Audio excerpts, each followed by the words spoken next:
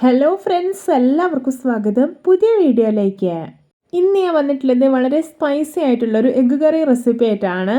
എന്നും പറയുന്ന പോലെ വീഡിയോ കണ്ടിട്ട് ഇഷ്ടപ്പെടുവാണെങ്കിൽ ലൈക്ക് ചെയ്യുക, ഷെയർ ചെയ്യുക, കമൻറ്റ് ചെയ്യുക, ചാനൽ സബ്സ്ക്രൈബ് ചെയ്യാനും മറക്കരുത്. പിന്നെ ഫേസ്ബുക്കിലൂടെയാണ് വീഡിയോ കാണുന്നതെങ്കിൽ പേജ് ഫോളോ കൂടി ചെയ്യണേ. അപ്പോൾ നമുക്ക് നേരെ വീഡിയോയിലോട്ട് പോവാം.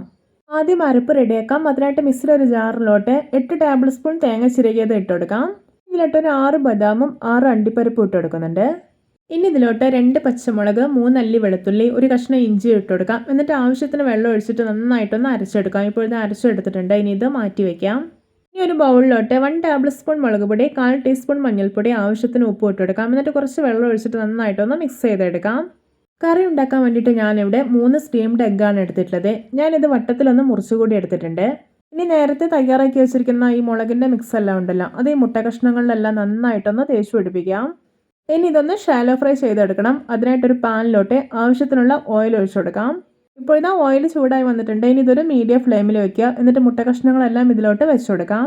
ഇപ്പോൾ ഇത് ചെറുതായിട്ടൊന്ന് മുരിഞ്ഞ് വരാൻ തുടങ്ങിയിട്ടുണ്ട്. ഇനി ഇതൊന്ന് തിരിച്ചിട്ട് കൊടുക്കാം. ഇപ്പോൾ ഇത് പാകമായിട്ടുണ്ട്. ഇനി ഫ്ലെയിം ഓഫ് ആക്കാം. എന്നിട്ട് മാറ്റി വയ്ക്കാം.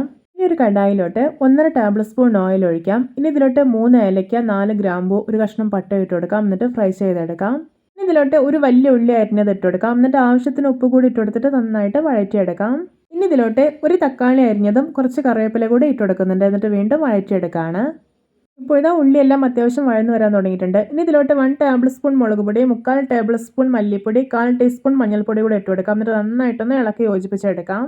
ഇത് പാകമായിട്ടുണ്ട്. ഇനി ചൂടാറിയതിന് ശേഷം മിക്സിയുടെ ജാറിലേക്ക് ഇട്ട് കൊടുക്കാം. എന്നിട്ട് ഒട്ടും വെള്ളമൊന്നും ചേർക്കാതെ നന്നായിട്ടൊന്ന് അരച്ചെടുക്കാം. ഇപ്പോൾ ഇത് അരച്ചെടുത്തിട്ടുണ്ട്. ഇനി ഇതും മാറ്റി വയ്ക്കാം. ഒരു കടായിലോട്ട് 1.5 ടേബിൾ സ്പൂൺ ഓയിൽ ഒഴിക്കാം. ഇനി ഇതിലോട്ട് ഒരു 3 വറ്റൽമുളക് ഇട്ട് കൊടുക്കാം. എന്നിട്ടൊന്ന് ഫ്രൈ ചെയ്തെടുക്കാം. ശേഷം ഇതിലോട്ട് നമ്മൾ അരച്ച് മാറ്റി വെച്ചിരിക്കുന്ന ഉള്ളി എല്ലാം ഉണ്ടല്ലോ, അത് ചേർത്ത് കൊടുക്കാം. ഇനി ഇതിലോട്ട് കുറച്ച് ജാറ് കഴുകിയിട്ട് വെള്ളം കൂടി ഒഴിച്ചു കൊടുക്കാം.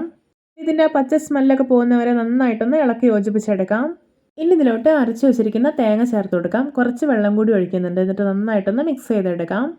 ഇനി ഇത് നല്ലപോലെ ഒന്ന് തിളച്ച് വരട്ടെ. ഇപ്പോൾ ഇത് കറി തിളച്ച് വരാൻ തുടങ്ങിയിട്ടുണ്ട്. ഇനി ഇതിലോട്ടൊരു 1/2 ടീസ്പൂൺ കുരുമുളക് പൊടിയും 1/4 ടീസ്പൂൺ ഗരം മസാലയും ഇട്ട് കൊടുക്കാം. എന്നിട്ടൊന്ന് മിക്സ് ചെയ്തെടുക്കാം.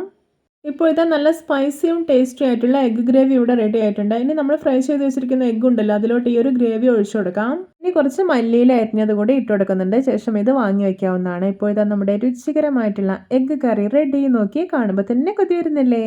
അപ്പോൾ എല്ലാവർക്കും എൻ്റെ എഗ്ഗ് കറി റെസിപ്പി ഇഷ്ടപ്പെട്ടെന്ന് വിചാരിക്കുന്നു. ഇഷ്ടപ്പെട്ട സപ്പോർട്ട് ചെയ്യാൻ മറക്കരുത്. അപ്പോൾ ഇതുപോലെയുള്ള വെറൈറ്റി വീഡിയോകളായി നമുക്ക് വീണ്ടും കണ്ടുമുട്ടാം. Okay, bye bye.